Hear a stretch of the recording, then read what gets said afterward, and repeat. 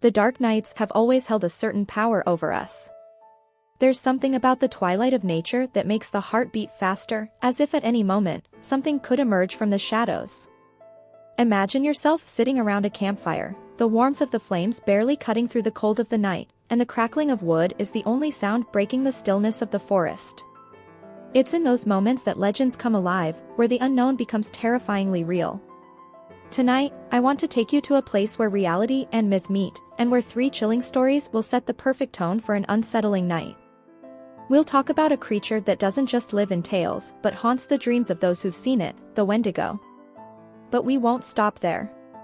We'll venture into the southern swamps and the deserts of Arizona, places where mysterious creatures have been spotted, leaving traces of their existence in the whispers of nature. I know many of you think these stories are just that, stories. But as we move forward, I invite you to question, what if they aren't?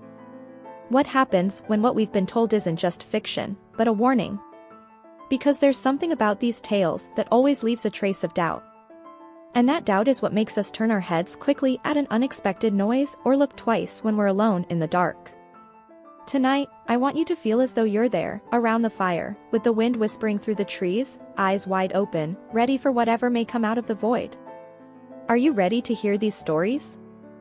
3 tales about the Wendigo and other cryptids that will make you wonder if the legends we've heard are simply myths, or if there's something more beyond what we can see. So hold on tight to your seats, because what's coming will leave you far from indifferent. Story 1. The Wendigo. I remember the first time I heard the legend of the Wendigo. I was in a cabin in the northern Canadian woods, visiting a friend who lived far away from the noise of the city. The night was cold, and the wind whistled through the branches of the trees as if trying to warn us of something. My friend, a man who had spent more winters in those woods than he could count, decided to share a story with me that had been passed down through the indigenous peoples of the region for centuries. The Wendigo, he said, is a creature born from hunger and desperation. A cursed spirit that emerges when a human, in their desperation to survive the harsh winter, resorts to the unthinkable, cannibalism. According to the legend, those who consume human flesh in times of need transform into this ravenous beast, with a skeletal and emaciated body, hollow eyes, and a mouth always eager to devour more. What struck me wasn't just the story itself, but the way my friend told it. There seemed to be something more in his words, as if this story wasn't just a legend for him. And it was then, as I watched his face illuminated by the firelight, that he shared his own experience. Years ago, during a particularly harsh winter, he and a small group of hunters ventured deep into the woods in search of food. The snow was so deep that moving forward felt like walking through quicksand. The animals were scarce, and their supplies began to dwindle. Days passed without finding anything more than tracks, and each night the cold seemed to grow more intense, as if the very forest was tightening its grip around them. It was on one of those nights that they heard it. A strange sound, a guttural growl that echoed from afar but seemed to draw closer with each passing hour. At first, they thought it was a wolf, but it wasn't. This sound was different, deeper, hungrier. Then, they started to notice strange things around their camp. Branches creaked without any wind, and shadows moved among the trees, always at the edge of their vision. One night, while everyone was trying to sleep, my friend woke up to the feeling of a presence in the camp. When he opened his eyes, he saw a tall, thin figure with pale skin and glowing eyes in the darkness. He was paralyzed with fear, unable to move or even scream. The creature made no sound, but its mere presence radiated an insatiable desperation, a hunger that nothing could satisfy. Without warning, the figure vanished into the trees, leaving behind an even more terrifying silence. The next morning, one of the hunters was missing. His footprints led deep into the forest, but no one had the courage to follow them. My friend and the others decided to return the next day, knowing that what they had seen did not belong to this world. When he finished telling me his story, I remained silent. There was something in his eyes that told me he wasn't making anything up. He had seen it, he had felt it. And while the Wendigo might seem like just a legend to some, for him, and perhaps for others in those woods, it was a reality. Sometimes I wonder what he really saw that night. Was it a supernatural creature, or the product of a mind trapped in the cold and desperation? But every time I recall the way he told me, with a broken voice and trembling hands, I can't help but think that maybe there's more truth in these legends than we care to admit. And as the fire crackles in the darkness, one can't help but look toward the woods, wondering what other shadows might be lurking. Story 2. The Swamp Cryptid. There's something unsettling about swamps. The thick, humid air, the distant sounds of creatures that seem to inhabit a parallel world, and that smell of damp earth and decay. Despite being teeming with life, swamps always give me the impression that they hide more than they reveal. It was in one of those mysterious places, deep in the heart of Louisiana, where I first heard the story of a cryptid that, according to locals, still roams those lands silently. I was visiting a friend who had decided to leave city life behind and settle in a small cabin, far from everything. He, a calm and reserved man, had found solace in the swamp's solitude, a place where he could think, write, and disconnect from the world.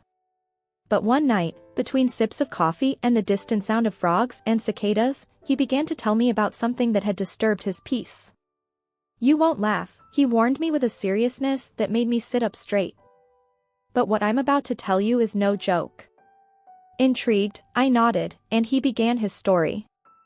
A few weeks earlier, while taking one of his nightly walks through the swamp, he had felt something following him.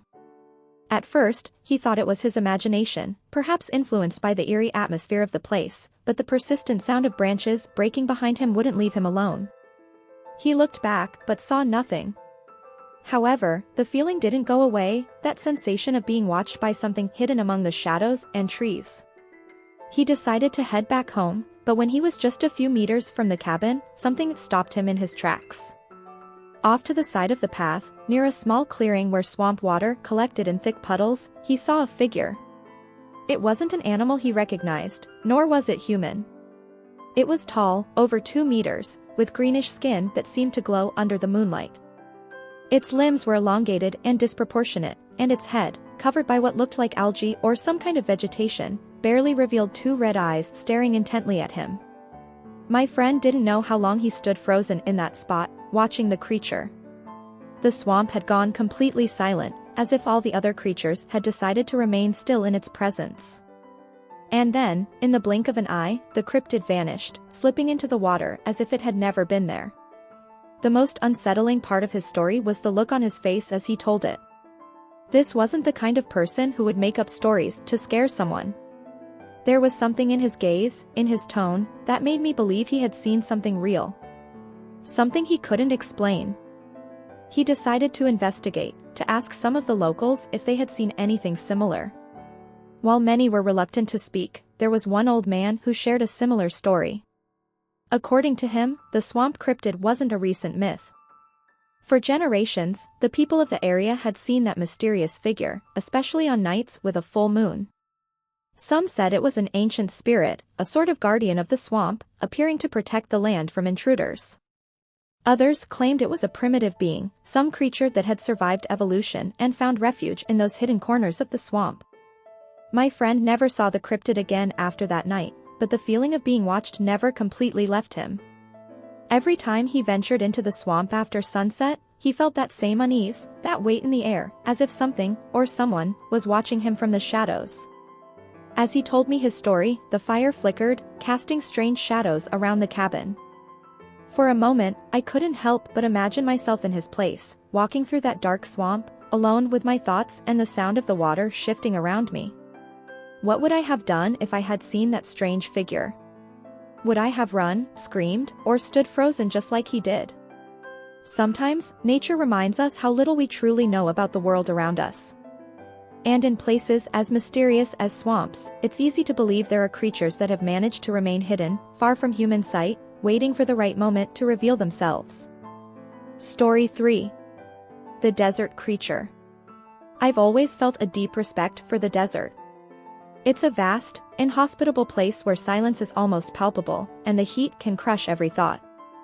But what makes the desert even more enigmatic is its ability to hide secrets, secrets that seem to become part of the wind, mingled with the sand and the endless twilight. It was in one of those arid landscapes, in the southern part of Nevada, where I first heard about a creature that, according to some, inhabits the most remote and solitary corners of the desert. It was a campfire night with a group of friends, camping in an area few would dare to visit. We were miles from civilization, surrounded only by rocky mountains and endless dunes. As the flames crackled and the sky filled with stars, one of my friends began to speak about a legend he had heard from his grandfather. "Out here in the desert, there's something that doesn't belong to this world," he said seriously, his voice low, as if fearing that something or someone might be listening. We looked at each other, curious, waiting for him to continue. According to him, there was a creature that appeared when the moon was high and the wind stopped completely. The locals simply called it the desert creature. It didn't have an official name, as few had seen it long enough to describe it accurately, but everyone agreed it wasn't an ordinary animal. Those who had had the misfortune of encountering it spoke of a tall, slender figure with long limbs and skin so pale it seemed to glow under the moonlight. The most unsettling aspect was its way of moving, stealthy, almost gliding over the sand as if it didn't touch the ground. My friend's story was enough to make the atmosphere feel denser. Even though the campfire still lit up the campsite, we felt the darkness around us more closely, as if something was surrounding us. It was then that one of the more skeptical members of the group, trying to break the tension, suggested we go explore a bit. "Why not see if the desert creature is really out there?" he said with a nervous laugh. And before I could stop him, we were walking toward the dunes. As we moved away from the campsite, the silence grew deeper. The gentle wind that had been blowing earlier ceased. The stars in the sky seemed brighter, and the echo of our footsteps on the sand sounded miles away. We continued walking, without a clear direction, until we reached a small hill. It was there, at the top of that dune, when we saw it. At first, I thought my eyes were playing tricks on me. In the distance, a dark figure moved slowly but with determination. It had no defined shape but was tall, much taller than any human. Its movement was strange, as if it was sliding over the sand instead of walking. One of my friends tried to joke, but his voice came out trembling. The creature stopped for a moment, as if it had heard us. Then it turned its head toward us. The fear I felt at that moment was indescribable. There was no logical reason to think that figure in the distance was a threat, but everything in my instinct screamed at me to run. I didn't wait to see more or try to approach to find out what it was. I simply turned around and began to run back to the camp, hearing my friends doing the same behind me.